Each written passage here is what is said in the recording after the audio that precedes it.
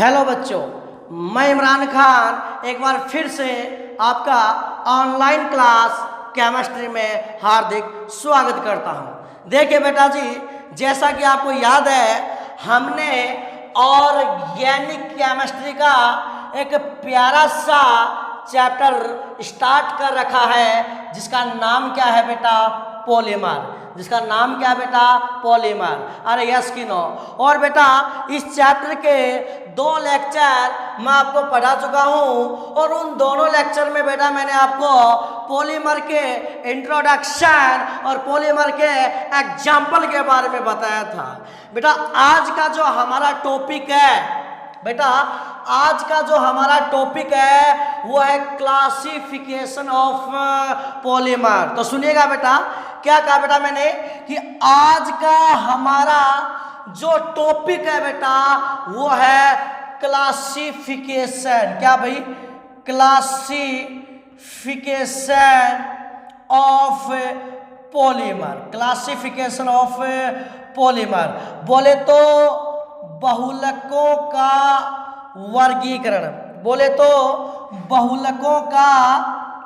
वर्गीकरण। अरे यस कि नो? तो देखिए बेटा, आज हम क्या करने वाले हैं? बहुलकों को क्लासिफाई करने वाले हैं, यानी बहुलकों को बेटा हम लोग वर्गीकृत करने वाले हैं। और आपकी जानकारी के लिए बता दूं बेटा, बहुलकों को कई प्रकार से वर्गीकृत किया जाता है। बहुलकों को बेटा कई प्रकार से वर्गीकृत किया जाता है। सबसे पहले बेटा बहुलकों को वर्गीकृत करते हैं स्रोत के आधार पर। किसके आधार पर भाई? स्रोत के आधार पर। इसका मतलब यह है कि आप बहुलक को किस प्रकार के स्रोत से प्राप्त कर रहे हो, मतलब कि बहुलक की प्राप्ति का स्रोत क्या है, कि बहुलक आपको नेचर से मिल रहा है या बहुलक को मनुष्य खुद बना रहा है या बहुलक नेचर से मिला है उसमें मनुष्य सुधार कर रहा है, यानी स्रोत के आधार पर। यानी कहने का मतलब ये है बेटा कि आज का हमारा जो टॉपिक है वो है क्लासिफिकेशन ऑफ पॉलीमर। बोले तो बेटा बहुलकों का वर्गीकरण।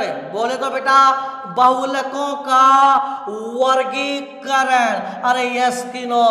अरे कोई दिक्कत वाली बात है क्या? कोई दिक्कत वाली बात नहीं है। और मैंने क्या बताया बेटा? बहुलकों का वर्गीकरण कई प्रकार से किया जाता है। जैसे पहला है स्रोत के आधार पर, यानी आप बहुलक को किस प्रकार के स्रोत से प्राप्त कर रहे हो। पहला वर्गीकरण हम करेंगे प्राप्ति स्रोत के आधार पर, और बेटा दूसरा वर्गीकरण हम करेंगे एकलकों के आधार पर।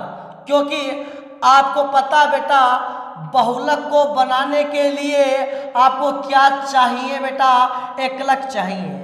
अब आप जो एकलक यूज करोगे बेटा वो एकलक एक ही प्रकार के भी हो सकते हैं और वो एकलक एक से अधिक प्रकार के भी हो सकते हैं। तो दूसरा वर्गीकरण हम करेंगे बेटा कि बहुलीकरण की प्रक्रिया में आप जो एकलक यूज कर रहे हो उन्हें एकलक के आधार पर, कि आप एक ही प्रकार के एकलक यूज कर रहे हो या एक से अधिक प्रकार के एकलक यूज कर रहे हो। और बेटा जो तीसरा वर्गीकरण हम पढ़ेंगे वो बेटा हम पढ़ेंगे संरचना के आधार पर। किसके आधार पर भाई? संरचना के आधार पर, कि भाई आपने मोनोमर को जोड़कर एक पॉलीमर बना लिया। अब उस पॉलीमर की संरचना कैसी होगी, उस संरचना के आधार पर हम बहुलकों का वर्गीकरण पढ़ेंगे। और सबसे इंपॉर्टेंट है बेटा, बोर्ड एग्जाम में 100% यहाँ से क्वेश्चन आता है। बोर्ड एग्जाम में बेटा 100% यहाँ से क्वेश्चन आता है। चौथा वर्गीकरण बेटा हम करेंगे संश्लेषण के आधार पर, कि आप बहुलक का जो निर्माण कर रहे हो तो बहुलक का निर्माण आप किस क्रिया विधि द्वारा कर रहे हो, या आप ऐसे भी बोल सकते हो संश्लेषण के आधार पर या बहुलीकरण की क्रिया विधि के आधार पर, कि आप बहुलीकरण कौन सी क्रिया विधि के अनुसार करवा रहे हो। ठीक है बेटा। और बेटा पांचवा वर्गीकरण हम पढ़ेंगे अंतराण्विक आकर्षण बलों के आधार पर कि बहुलक में जो बहुलक श्रृंखलाएं हैं उनके बीच में कौन कौन सी आकर्षण बल काम करते हैं, उन आकर्षण बलों के आधार पर बेटा हम बहुलक का वर्गीकरण करेंगे। और बेटा एक लास्ट वर्गीकरण हम करेंगे बेटा, वो करेंगे तापमान के प्रति व्यवहार के आधार पर, तापमान के प्रति व्यवहार के आधार पर। अरे समझ गए क्या बेटा? अरे कोई दिक्कत वाली बात है क्या? कोई दिक्कत वाली बात नहीं है, 1% भी बेटा आपको टेंशन लेने की जरूरत नहीं है। तो सुनिएगा बेटा, सबसे पहला वर्गीकरण बेटा हम स्टार्ट करेंगे किसके आधार पर है? स्रोत के आधार पर। और सुनना बेटा, स्रोत के आधार पर, इधर लिख देता हूं मैं, स्रोत के आधार पर। किसके आधार पर भाई? स्रोत के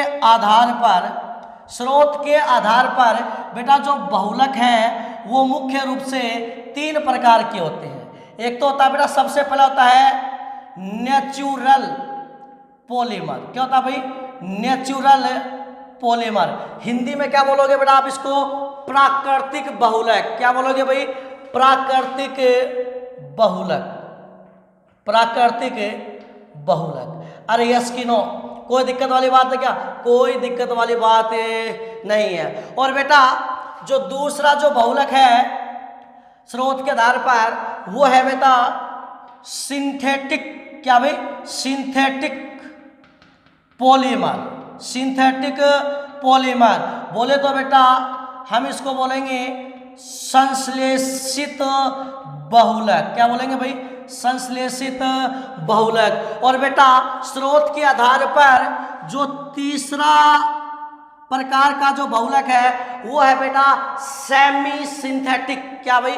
सेमी सिंथेटिक। इधर लिख देता हूं भाई मैं, अगर आपको दिखाई दे रहा है तो, सेमी सिंथेटिक पॉलीमर। अरे यस कि नो? और बेटा हिंदी में बेटा हम इसको बोलेंगे अर्ध संश्लेषित बहुलक। क्या बोलेंगे भाई? अर्ध संश्लेषित बहुलक। अरे कोई दिक्कत वाली बात है क्या?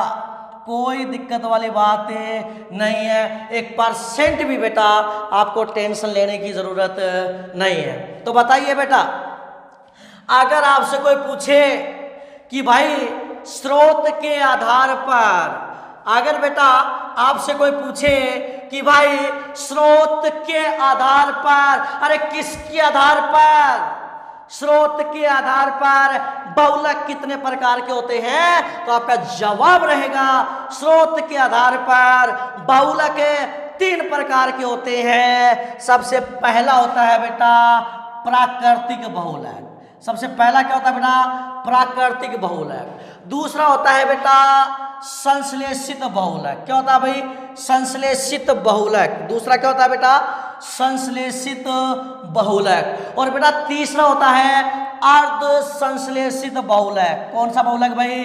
अर्ध संश्लेषित बहुलक। अब देखिए बेटा, अगर आपसे कोई पूछे कि भाई प्राकृतिक बहुलक किसे कहते हैं, सुना ले ध्यान से। देखिए बेटा, अगर आपसे कोई पूछे कि भाई प्राकृतिक बहुलक किसे कहते हैं, तो बेटा जैसा कि नाम से समझ में आ रहा है, ऐसे बहुलक जो डायरेक्ट हमें प्रकृति से प्राप्त होते हैं, उन्हें बेटा हम क्या बोलते हैं? प्राकृतिक बहुलक बोलते हैं। यानी बेटा ये जो प्राकृतिक बहुलक है ये हमें प्लांट और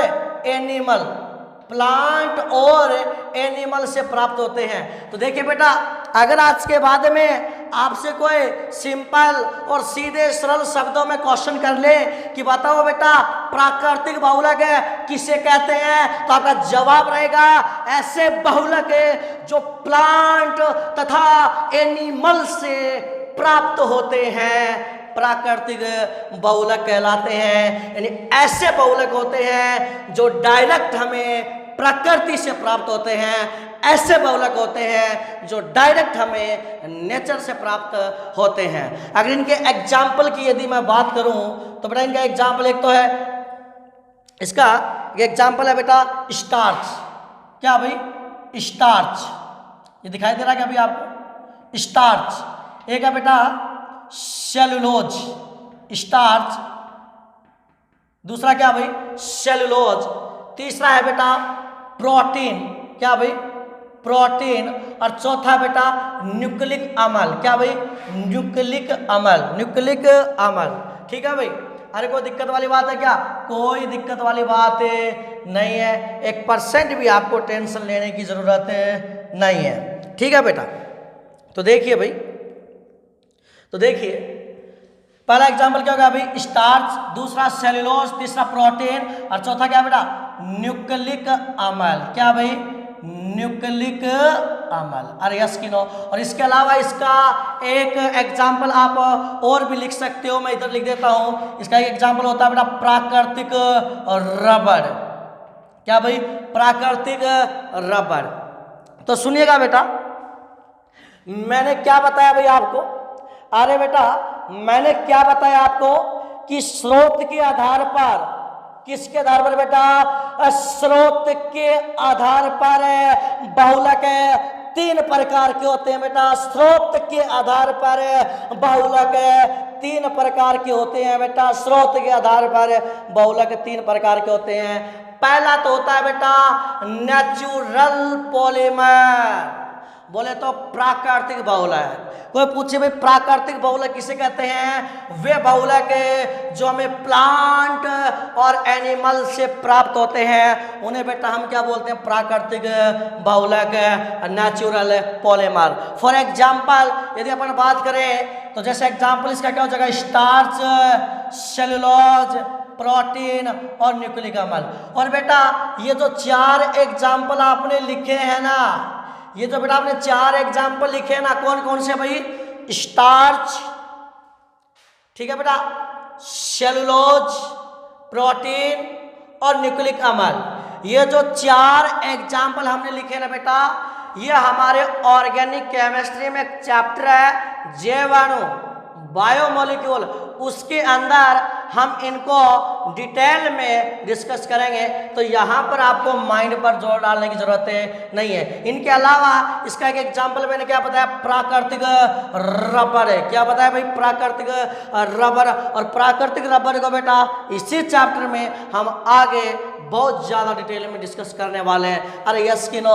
कोई दिक्कत है क्या? कोई दिक्कत नहीं है। ठीक है बेटा? तो दूसरा स्रोत के आधार पर, पहला तो हो गया बेटा प्राकृतिक बहुलक, और बेटा स्रोत के आधार पर दूसरा है संश्लेषित बहुलक। स्रोत के आधार पर बेटा जो दूसरा बहुलक है वो क्या है बेटा? संश्लेषित बहुलक। देखिए बेटा संश्लेषित बहुलक क्या होते हैं बेटा? संश्लेषित बहुलक वो बहुलक होते हैं जिन्हें मनुष्य स्वयं, जिन्हें मनुष्य खुद बनाता है। कहाँ? प्रयोगशाला में। कहाँ बनाता है बेटा? प्रयोगशाला में। तो याद कर लेना बेटा, अगर आपसे कोई पूछे कि भाई संश्लेषित बहुलक किसे कहते हैं, अगर बेटा आपसे कोई पूछे कि भाई संश्लेषित बहुलक किसे कहते हैं, तो आपका जवाब रहेगा ऐसे बहुलक जिन्हें मनुष्य स्वयं प्रयोगशाला में तैयार करता है, उन्हें संश्लेषित बहुलक कहते हैं। यानी बेटा जो संश्लेषित बहुलक होते हैं उन्हें मनुष्य खुद बनाता है, यानी कि हम बनाते हैं बेटा। कौन बनाता है? हम बनाते हैं। अरे यस की नो?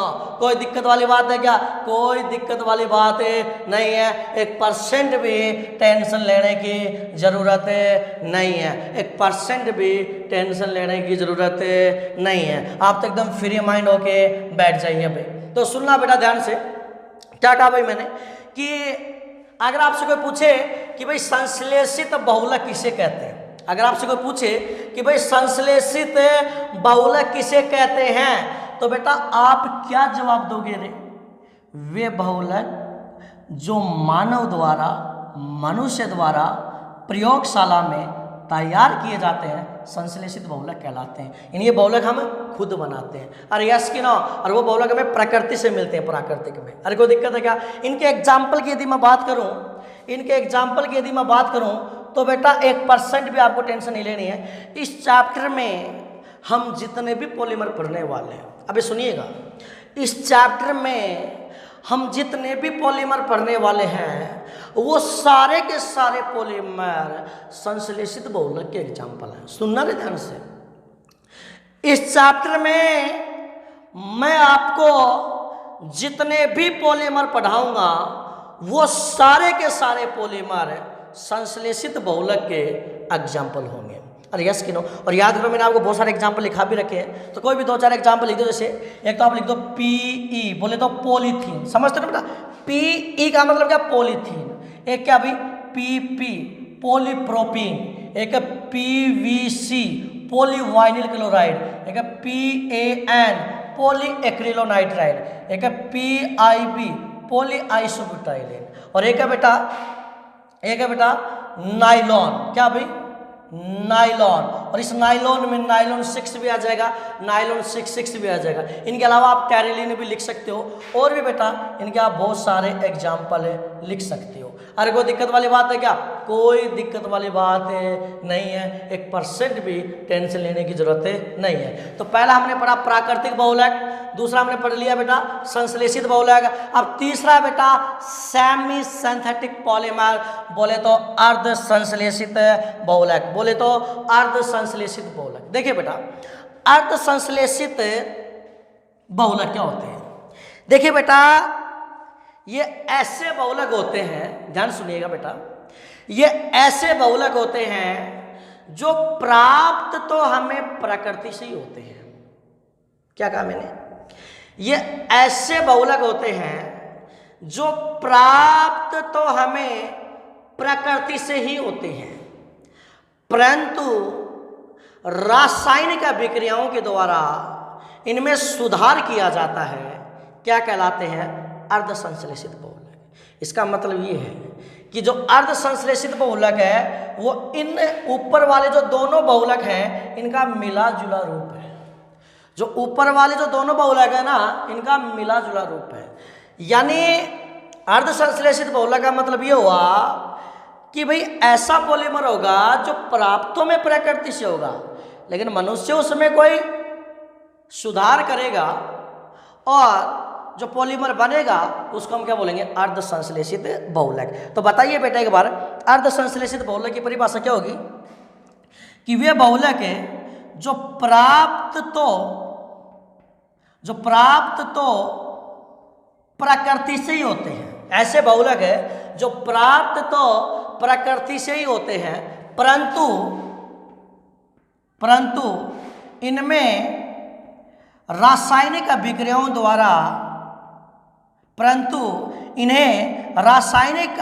द्वारा सुधारा जाता है। ऐसे बहुलक क्या कहलाते हैं बेटा? अर्ध संश्लेषित बहुलक कहलाते हैं। देखिए इस बात को मैं आपको एक एग्जाम्पल से बताता हूँ। इस बात को मैं आपको एक एग्जाम्पल से बताता हूँ बेटा। इस बात को बेटा मैं आपको एक एग्जाम्पल से बताता हूँ, सुनिएगा भाई। इस बात को एक एग्जाम्पल से समझाता हूँ। जैसे आपने गर्मियों के दिनों में आम खाए होंगे। अरे यस की नो? अरे बेटा की क्या बात समझ में? अरे बेटा जी आपने गर्मियों के दिनों में आम खाए होंगे, तो जो आम है वो हमें प्रकृति से मिलता है। एक बार आप इमेजिन करो, ऐसा होता नहीं लेकिन एक बार आप इमेजिन करो कि आम क्या है? प्राकृतिक बहुलक है। मान लो एक बार आप, आम क्या है? प्राकृतिक बहुलक है। और गर्मियों के दिनों में आपने आम काफी खाए होंगे। आम प्राकृतिक बहुलक है क्योंकि वो डायरेक्ट हमें प्रकृति से प्राप्त होता है। ठीक है, अब हम क्या कर रहे हैं? उस आम में दूध मिला रहे हैं। उस आम में हमें दूध मिला रहे हैं और दूध मिलाकर हम उस आम को आम रस में परिवर्तित कर रहे हैं। क्या कहा भाई मैंने? कि भाई हमारे पास आम है जो हमें डायरेक्ट प्रकृति से मिला है, ऐसे आप उसको ये मान के चलो प्राकृतिक बहुलक है। ठीक है, अब हम क्या कर रहे हैं? उस आम में दूध मिलाकर उस आम को आम रस में परिवर्तित कर रहे हैं। अरे यस कि नो? तो पहले हमारे पास आम था ना, और उस आम को हमने किस में मॉडिफाई कर दिया? आम रस में कर दिया। क्यों कर दिया? क्योंकि आम की तुलना में जो आम रस बना है उसकी क्वालिटी अच्छी है। समझ गए क्या? तो ऐसा ही बेटा इनमें होता है। प्रकृति से जो बहुलक हमें प्राप्त होते हैं, मैं ये नहीं कह रहा कि वो उनकी क्वालिटी अच्छी नहीं होती, वो अच्छे बहुलक नहीं होते, मैं ये नहीं कह रहा, लेकिन मैं कह रहा हूं कि प्रकृति से हमें जो बहुलक प्राप्त होते हैं ना, उनमें हम रासायनिक अभिक्रियाओं द्वारा मॉडिफिकेशन कर सकते हैं। उनमें हमें रासायनिक अभिक्रियाओं के द्वारा मॉडिफिकेशन कर सकते हैं ताकि उस बहुलक की क्वालिटी और भी अच्छी हो जाए, और लास्ट में हमें जो बहुलक मिलेगा उसको हम क्या बोलेंगे? अर्ध संश्लेषित बहुलक। क्या बोलेंगे? अर्ध संश्लेषित बहुलक, क्योंकि आधा तो हमें प्रकृति से मिला है और आधा मनुष्य के द्वारा तैयार किया हुआ है। अरे कोई दिक्कत है क्या? कोई दिक्कत वाली बात नहीं है। तो देखिए बेटा, कोई भी ऐसे पॉलीमर जो हमें प्रकृति से मिलते हैं लेकिन जिन्हें रासायनिक अभिक्रियाओं द्वारा मॉडिफाई किया जाता है, क्या कहलाते हैं? अर्ध संश्लेषित बहुलक कहलाते हैं। जैसे फॉर एग्जाम्पल की यदि मैं बात करूं, इसका एक एग्जाम्पल है बेटा सेल्यूलोज। अब आप कहोगे सर सेल्यूलोज तो प्राकृतिक बहुलक है। अरे सही बात है, तो पूरा सुनो तो सही। सेल्यूलोज डाइएसिटेट। क्या भाई? सेल्यूलोज डाइएसिटेट। अब देखो रे, जो सेल्यूलोज है वो तो प्राकृतिक बहुलक है, लेकिन हमने इसमें क्या मिला दिया? डाइएसिटेट। तो क्या बन गया? सेल्यूलोज डाइएसिटेट। अब हम इसको प्राकृतिक बहुलक नहीं बोलेंगे और इसको पूरा संश्लेषित बहुलक भी नहीं बोलेंगे, इसको हम क्या बोलेंगे? अर्ध संश्लेषित बहुलक। इसको हम क्या बोलेंगे बेटा? अर्ध संश्लेषित बहुलक। अरे यस की नो? अरे कोई दिक्कत वाली बात है क्या? कोई दिक्कत वाली बात नहीं है। 1% भी टेंशन लेने की जरूरत नहीं है। 1% भी टेंशन लेने की जरूरत नहीं है। समझ गए क्या आप लोग? अरे कोई दिक्कत वाली बात है क्या? कोई दिक्कत वाली बात नहीं है। इसका एक एग्जाम्पल और बता देता हूं मैं, वो है वल्कनीकृत रबर। वल्कनीकृत रबर, सुनना बेटा ध्यान से।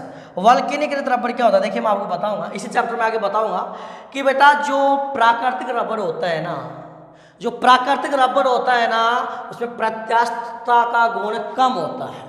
जो प्राकृतिक रबर होता है ना, उसमें प्रत्यास्थता और तन्यता का गुण क्या होता है? कम होता है। इसलिए बेटा क्या करते हैं, प्राकृतिक रबर को सल्फर के साथ गर्म किया जाता है, जिससे प्राकृतिक रबर में प्रत्यास्थता और तन्यता का गुण बढ़ जाता है, और जो रबर हमें प्राप्त होता है उसे वल्कनीकृत रबर कहते हैं। तो वल्कनीकृत रबर क्या है? प्राकृतिक रबर का मॉडिफाई रूप ही है। अरे यस की नो? कोई दिक्कत है क्या? कोई दिक्कत वाली बात नहीं है। तो बेटा ये तो हमने पहला वर्गीकरण कर लिया स्रोत के आधार पर। अब बेटा हम दूसरा वर्गीकरण स्टार्ट कर रहे हैं। पहला वर्गीकरण किसके आधार पर किया भाई? स्रोत के आधार पर। अब बेटा हम दूसरा वर्गीकरण स्टार्ट कर रहे हैं, और वो है बेटा एकलकों के आधार पर। किसके आधार पर भाई? एकलकों के आधार पर। और आपकी जानकारी के लिए बता दो बेटा, एकलकों के आधार पर जो बहुलक हैं वो दो प्रकार के होते हैं। सुनना भी ध्यान से। एकलकों के आधार पर जो बहुलक हैं वो बेटा दो प्रकार के होते हैं। एक तो होता है होमोपोलीमर, हिंदी में बोलेंगे समबहुलक। क्या बोलेंगे भाई? समबहुलक। ठीक है। और दूसरा होता है बेटा को, हेट्रो नहीं होता, अभी ध्यान में रखना। हम मन चाहे, आप जैसे अपने मन में आता है एक होमो तो एक हेट्रो, ऐसा नहीं होता है।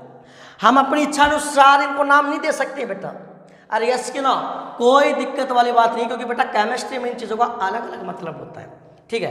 तो एक तो बेटा होमोपोलीमर बोले तो समबहुलक, एक है बेटा कोपोलीमर। कोपोलीमर इसको बोलेंगे हिंदी में सहबहुलक। क्या बोलेंगे भाई? सहबहुलक। ठीक है। तो देखिए मैंने क्या बताया बेटा, एकलकों के आधार पर। किसके आधार पर भाई?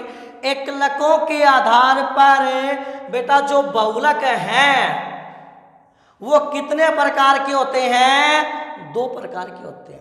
कितने प्रकार के होते हैं? दो प्रकार के होते हैं। एक तो होता है होमोपोलीमर और एक होता है बेटा कोपोलीमर। एक तो होता है होमोपोलीमर और एक क्या होता है बेटा? कोपोलीमर। एक तो होता है समबहुलक और एक होता है सहबहुलक।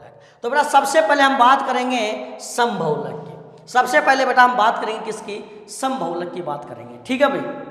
तो चलो भाई किसकी बात कर लेते हैं, समबहुलक की बात कर लेते हैं। देखिए बेटा समबहुलक क्या होते हैं, जैसा कि नाम से समझ में आ रहा है। देखो सबसे पहला शब्द इसमें क्या आ रहा है, सम। तो सम का मतलब है समान, ठीक, और बहुलक का मतलब आप जानते हो। तो देखिए ध्यान से सुनना, जो बात बोल रहा हूं उसमें थोड़ा सा आप चिंतन करना। मैंने आपको यह बताया है कि भाई एकलकों के आधार पर जो बहुलक है वो दो प्रकार के होते हैं, एक तो समबहुलक, एक सबहुलक। समबहुलक बेटा वो बहुलक होते हैं जो एक ही प्रकार की एकलक इकाइयों की बार बार पुनरावृत्ति करने से प्राप्त होते हैं। यानी आप ऐसे मान के चलो कि ऐसे बहुलक, मैं लिख देता हूं यार, आप भी क्या याद करोगे, ऐसे बहुलक है, ऐसे बहुलक है जो केवल एक ही प्रकार के एकलकों से मिलकर बनते हैं। ठीक है भाई, क्या लिखा बेटा मैंने, अगर आपसे कोई पूछे कि भाई समबहुलक किसे कहते हैं, तो आप ये कहोगे कि ऐसे बहुलक जिनके निर्माण के लिए आपको केवल एक ही प्रकार के एकलक चाहिए। जैसे याद करो, हमने एक पॉलीमर पढ़ा था, पॉलीथीन। क्या पढ़ा था, पॉलीथीन। तो बताओ पॉलीथीन बनाने के लिए आपको कौन से मोनोमर चाहिए, एथीन ही चाहिए। तो बताओ पॉलीथीन बनाने के लिए आपको जितने भी एकलक चाहिए वो सारे के सारे एकलक क्या होंगे, एथीन ही तो होंगे। इसका मतलब पॉलीथीन क्या है, समबहुलक है। जैसे पॉलीप्रोपीन है, उसको बनाने के लिए भी एक ही प्रकार के एकलक चाहिए, वो कौन है, प्रोपीन, तो वो भी क्या है, समबहुलक है। जैसे पॉलीवाइनिल क्लोराइड है, पॉलीवाइनिल क्लोराइड है, तो पॉलीवाइनिल क्लोराइड को बनाने के लिए कितने प्रकार के एकलक चाहिए, एक ही प्रकार के एकलक चाहिए, और वो कौन है, वाइनिल क्लोराइड। इसका मतलब वो भी क्या है, समबहुलक है। यानी मैं ऐसे कह दूं कि ऐसे बहुलक है जिनके नाम के आगे पॉली शब्द आता है, ऐसे बहुलक है जिनके नाम के आगे पॉली शब्द आता है, वो सारे के सारे क्या हो जाएंगे बेटा, समबहुलक हो जाएंगे। वो सारे के सारे क्या हो जाएंगे बेटा, समबहुलक हो जाएंगे। अरे यस कि नो, कोई दिक्कत वाली बात है क्या, कोई दिक्कत वाली बात नहीं है, कोई दिक्कत वाली बात नहीं है। तो बताइए बेटा, एकलकों के आधार पर, एकलकों के आधार पर बहुलक कितने प्रकार के होते हैं?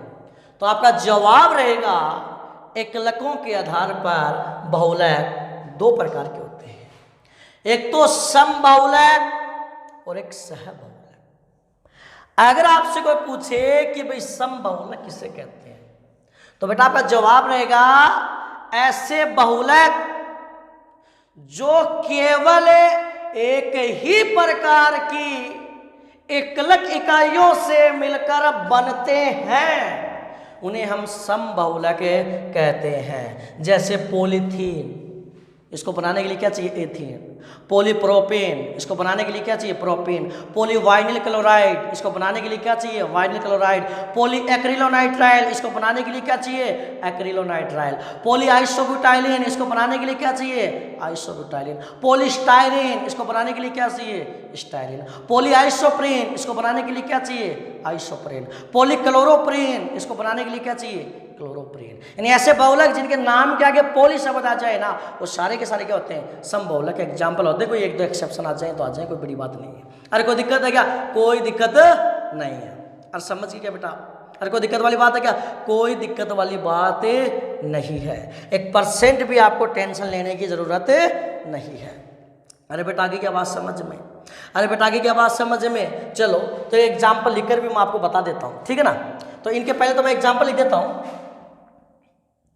इनके एग्जाम्पल जैसे पॉलीथीन, इसका मतलब समझते ना आप, पॉलीथीन, पॉलीप्रोपिन, पॉलीस्टाइरिन, पॉलीवाइनिल क्लोराइड, पॉलीएक्रिलोनाइट्राइल, ठीक है ना, कोई दिक्कत है क्या, पॉली आइसोब्यूटाइलिन, और भी बहुत सारे हो जाएंगे, ETC।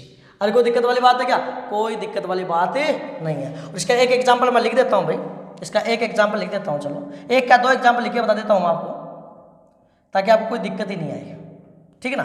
एग्जाम्पल एक, पहला एग्जाम्पल मैं लिख रहा हूँ बेटा इसका पॉलीथीन, क्या भाई, पॉलीथीन। अब सुनिएगा, देखिए समझना बेटा, यहां पर आप इसका पहला एग्जाम्पल, मैं इसकी बात कर रहा हूँ भाई, समझ तो गए ना आप, ये अलग चीज है भाई, ठीक, इनकी बात कर रहा हूँ मैं, ठीक। तो समबहुलक का पहला एग्जाम्पल बेटा मैंने क्या लिया भाई, अरे बेटा समबहुलक का पहला एग्जाम्पल मैंने क्या लिया है, पॉलीथीन। चलो ठीक है, इसको अपन किसे लिखते हैं, PE से लिखते हैं। अब आप मुझे एक बात बताओ बेटा, पॉलीथीन क्या है, आप जवाब दोगे पॉलीथीन बहुलक है। पॉलीथीन बनाने के लिए कितने प्रकार के एकलक चाहिए, एक ही प्रकार का एकलक चाहिए, और वो एकलक आप कौन सा यूज करोगे, ethene, CH2 double bond CH2। तो ये क्या है बेटा, एथीन है, ये क्या है बेटा, एथीन है। और समझ गए क्या, ये क्या है बेटा, एथीन है। अब बताओ बेटा, अगर मेरे को पॉलीथीन का निर्माण करना है तो मेरे को एकलक कौन सा लेना पड़ेगा, एथीन। बताओ एथीन का एक ही अणु काम में लूं या बहुत सारे, तो सर एक ही अणु थोड़ा ना काम में लोगे भाई, आपको तो पॉलीथीन बनाना है, पॉलीमराइजेशन करना है, बहुलीकरण करना है, तो आपको एथीन के बहुत सारे अणु लेने पड़ेंगे। मैंने कितने अणु ले लिए, N, ठीक है। तो मैं एथीन के N अणु लेकर और जब क्या करूंगा बेटा, पॉलीमराइजेशन, आप चाहो तो हिंदी में लिख लेना बहुलीकरण, क्या करूंगा, बहुलीकरण। तो एथीन के बहुलीकरण से क्या प्राप्त होगा भाई, पॉलीथीन, क्या प्राप्त होगा, पॉलीथीन। तो अब मैं आपको बेटा मोनोमर को पॉलीमर में चेंज करना बताता हूं, कैसे करोगे, ठीक है ना, सुनना एक काम की बात है बेटा। अब मैं आपको बता रहा हूं मोनोमर को पॉलीमर में कैसे चेंज करोगे। देखिए मैकेनिज्म तो इस चैप्टर में हम आगे पढ़ेंगे, ठीक है ना। एक बार मैं आपको ट्रिक फंडे बता रहा हूं, ठीक है ना, ट्रिक्स बता रहा हूं, फंडे बता रहा हूं, अपना दिमाग लगा रहा हूं। तो देखिए बेटा, मैंने एथीन के N अणु लिए और N अणु लेकर मैं क्या करवा रहा हूं, पॉलीमराइजेशन। तो एथीन वो किस में चेंज होगा, पॉलीथीन में, यानी मोनोमर को किस में चेंज करना, पॉलीमर में। तो जब मोनोमर को पॉलीमर में चेंज करो तो पहला तरीका, यदि आपके पास ऐसा मोनोमर हो, यदि आपके पास ऐसा मोनोमर हो, ऐसा मोनोमर हो, ऐसा मोनोमर हो जिसमें द्विबंध या त्रिबंध उपस्थित हो, यानी ये तरीका उन्हीं पे लगेगा जब एकलक में या तो द्विबंध आए या त्रिबंध आए। तो ऐसे एकलक जिनमें द्विबंध या त्रिबंध उपस्थित हो तो उनका पॉलीमराइजेशन करवाने के लिए आपको क्या करना है कि भाई जो डबल बॉन्ड है उस डबल बॉन्ड में एक तो क्या है सिग्मा बॉन्ड और एक क्या है पाई बॉन्ड। एक तो क्या है सिग्मा बॉन्ड और एक क्या है पाई बॉन्ड। तो आपको कुछ नहीं करना है, उसमें से पाई बॉन्ड, एक बॉन्ड को पाई बॉन्ड का समास विखंडन कर देना है, पाई बंद का समास विखंडन कर देना है। जैसे पाई बॉन्ड तोड़ो, आधा बंद आजू और आधा बंद बाजू जोड़ो। अबे कुछ भी नहीं करना, देखो पाई बंद तोड़ो, ट्रिक है बेटा ये। ऐसे एकलक जिनमें द्विबंध या त्रिबंध उपस्थित हो उनका बहुलीकरण कैसे करवाते हैं, पाई बंद तोड़ो, आधा बंद आजू और आधा बंद बाजू जोड़ो। तो डबल का क्या हो जाएगा बेटा? Single CH2 single CH2। अभी आधा बॉन्ड तो आजू में रख देना और आधा बॉन्ड बाजू में रख देना।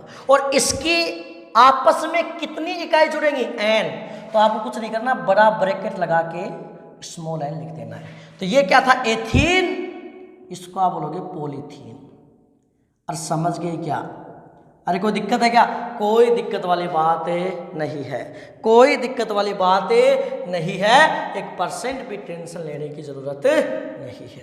अरे बेटा की क्या बात समझ में? चलो भाई, ये बात आपके समझ में आ गई, ये बात बेटा आपके समझ में आ गई। अरे कोई दिक्कत वाली बात है क्या?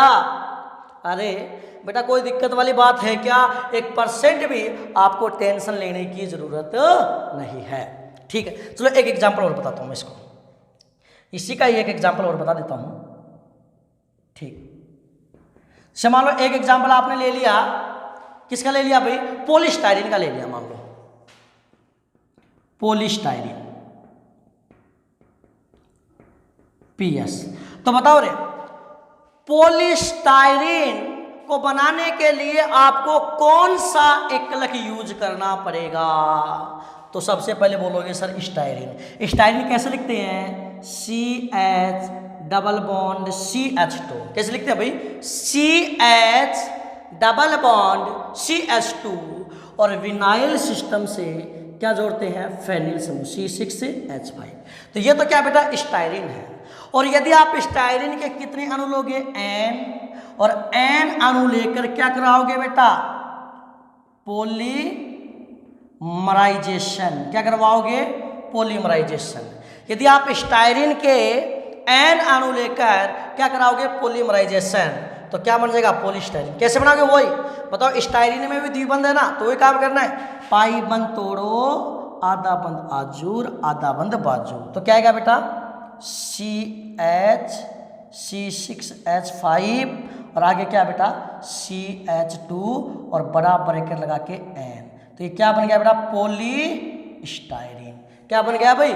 पॉलीस्टाइरीन। कोई दिक्कत है क्या? अब आप मुझे बताओ, पॉलीथीन बनाने के लिए एक ही प्रकार के एकलक चाहिए ना, पॉलीस्टाइरीन बनाने के लिए एक ही प्रकार के एकलक चाहिए ना, और ऐसे बहुलक जिनको बनाने के लिए एक ही प्रकार के एकलक चाहिए, ऐसे बहुलक जिनको बनाने के लिए एक ही प्रकार के एकलक चाहिए, उनको बेटा हम क्या बोलते हैं? समबहुलक। उनको बेटा हम क्या बोलते हैं? समबहुलक। तो बेटा शायद ये समबहुलक आपके समझ में आया होगा। अब बेटा हम बात करेंगे किसकी? सहबहुलक की। अब बेटा हम बात किसकी करेंगे? सहबहुलक की बात करेंगे। किसकी बात करेंगे बेटा? सहबहुलक की बात करेंगे। अरे यस कि नो?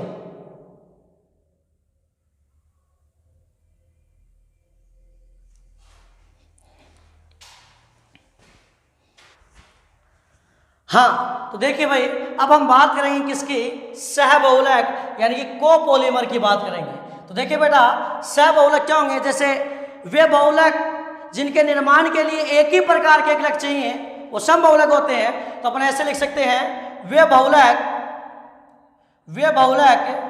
जो एक से अधिक प्रकार के एकलकों से जो एक से अधिक प्रकार के एकलकों से मिलकर बनते हैं। क्या कहलाते हैं बेटा? सहबहुलक कहलाते हैं। ऐसे बोल दूं मैं, कोपॉलीमर कहलाते हैं। यानी बेटा होमोपॉलीमर का मतलब तो वे बहुलक जो एक ही प्रकार के एकलक से मिलकर बनते हैं, और बेटा कोपॉलीमर या सहबहुलक का मतलब वे बहुलक जो एक से अधिक प्रकार के एकलकों से मिलकर बनते हैं। क्या कहलाते हैं बेटा? सहबहुलक। जैसे फॉर एग्जाम्पल, और वे बहुलक जिनके नाम के आगे पोली नहीं आता, तो एक मैं एग्जाम्पल लिख रहा हूं बेटा, यहां पर नायलॉन 6,6। अब आप मुझे बताओ रे, नायलॉन 6,6 बनाने के लिए एक ही प्रकार का एकलक चाहिए या एक से अधिक प्रकार के एकलक, एक से अधिक प्रकार के एकलक। और कितने प्रकार के एकलक चाहिए आपको? 2 प्रकार के। याद करो, एक तो आप लिखते थे हेक्सामेथिलीन डाइएमीन, हेक्सामेथिलीन डाइएमीन, तो CH2 6 हेक्सामेथिलीन डाइएमीन NH2, समझ गए क्या? इधर भी NH2। अरे कोई दिक्कत है क्या? कोई दिक्कत नहीं है। और इसके कितने अणु काम में लोगे? N। तो ये तो हो गया बेटा हेक्सा मेथिलीन डाइएमीन, ठीक। और दूसरा क्या भाई? एटीपी का अम्ल। कैसे लिखोगे? CH2 4, अगल में COOH और बगल में भी COOH। और इसके भी कितने अणु? N अणु काम में लेने हैं। और क्या करवाओगे बेटा? पॉलीमराइजेशन, पॉलीमराइजेशन, बहुलीकरण। और बहुलीकरण करवाओ। ये कौन है भाई? एडीपी का अम्ल। कौन है भाई? एडीपी का अम्ल। तो ध्यान में रखना, जब आप ऐसे एकलकों का बहुलीकरण करवा रहे हो जिनमें क्रियात्मक समूह उपस्थित हो, जैसे COOH क्रियात्मक समूह, क्रियात्मक समूह, NH2 क्रियात्मक समूह, NH2 क्रियात्मक समूह, तो ध्यान में रखना, अगर ऐसे बहुलकों का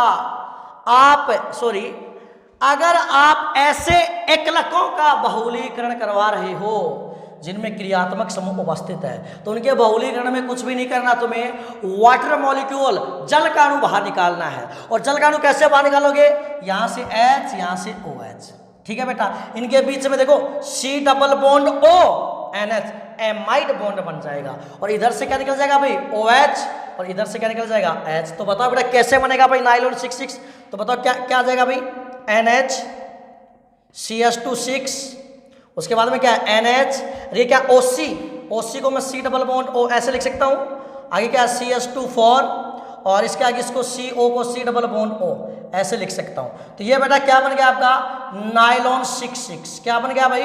नाइलॉन 6 बन गया। अरे कोई दिक्कत वाली बात है क्या? कोई दिक्कत वाली बात नहीं है। इसका एक एग्जाम्पल आप लिखकर ट्राई करना भाई, इसका एक एग्जाम्पल आप लिखकर ट्राई करना, ठीक है। पहला एग्जाम्पल था, और इसका एक एग्जाम्पल आप लिखकर ट्राई करना, वो है बेटा टेरिलिन। अरे यस कि नो? ये बेटा आप स्वयं ट्राई कीजिए। अरे यस कि नो? कोई दिक्कत वाली बात है क्या? कोई दिक्कत वाली बात नहीं है। तो बेटा आज के वीडियो लेक्चर में हमने बहुलकों के वर्गीकरण के बारे में पढ़ा है। एक तो हमने स्रोत के आधार पर बहुलक का वर्गीकरण पढ़ लिया, एक हमने एकलक के आधार पर बहुलक का वर्गीकरण पढ़ लिया। अब अगला जो अपना लेक्चर होगा उसमें हमारे बचे हुए जो वर्गीकरण है वो हम कंप्लीट कर लेंगे। Thank you very much.